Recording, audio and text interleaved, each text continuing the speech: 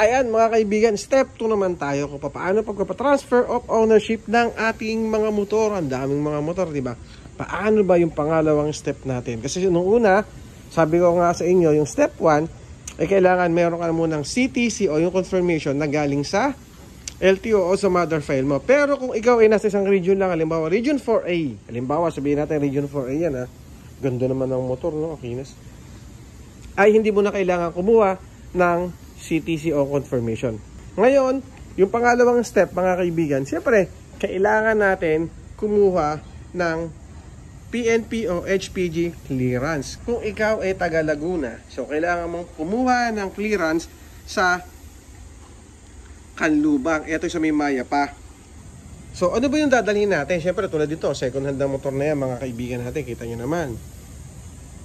Dadalhin mo yung original na ORCR, yung deed of sale na dapat ay nakanotaryo, valid ID ng seller o yung first owner na meron 3 pirma. Okay, linawin natin yan mga kaibigan na dapat laging kompleto yan ha. Tapos yung CTC kung ikaw ay nasa ibang region, pero kung same region ay dapat ay wala na po. Ang babayaran natin po mga kaibigan sa clearance is nagkakahalaga ng 750 pesos. Kasama na po yung online payment at kasama na rin po dito yung tinatawag natin sa land bank. Kasi sa land bank po tayo magbabayad. And siguro mga kaibigan, magbabayad din tayo ng mga more or less mga 100 pesos. Ayan, para sa stencil ng ating motor. Kasi stencil po nila yan. Titingnan nila kung meron bang history o may record yung ating motor na ipapa-change ownership natin o ipapalipat natin sa pangalan natin. Kasi nga po, kaya nga po bihingi tayo ng clearance is para malaman natin o malaman ni HPG at ni LTO na walang alarm yung ating motor. Ayan, kapag nagawa nyo na po yan, siguro mga kaibigan 2 to 3 days or 1 to 3 days bago ma-release yung clearance natin. So yun lang mga kaibigan, ganun kasimple lang, pero hindi po simple yun, matagal-tagal po yan. Kasi nga po, sa haba ng pila, saka medyo matagal din po yung release niyan. So 1 to 3 days or depende pa kung mabilis mag-release yung HPG na mapupuntahan ninyo.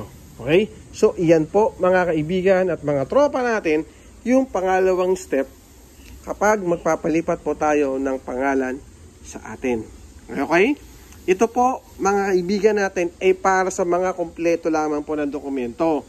Kung kulang ang dokumento ninyo, halimbawa wala kang 2 valid IDs, wag na po muna kayong pumunta. Antayin na po muna yung amnesty o yung guidelines ni LTO para sa pagpapalipat po ng pangalan on transfer of ownership.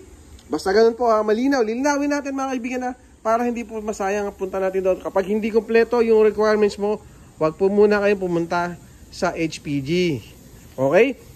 Dapat makompleto muna yung requirements ninyo. Kung kulang, antay ng guidelines. Paulit-ulit ko po sasabihin sa inyo yan na dapat magantay po tayo ng guidelines. Kung hindi, masasayang lang yung oras ninyo. And then, kapag po meron na po tayong PNP clearance or HPG clearance, mga kaibigan natin mga tropa, pwede na po tayong pumunta sa LTO para magpa-transfer of ownership.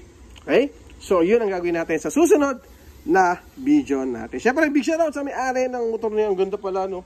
Ang ganda pala pag kulay red na ganyan. And then, syempre, shoutout sa lahat ng mga may motor dito. Okay? May top box pa siya. Yan lang mga kaibigan. Sana nakatulong ulit ang video na to. Bye-bye. Thank you.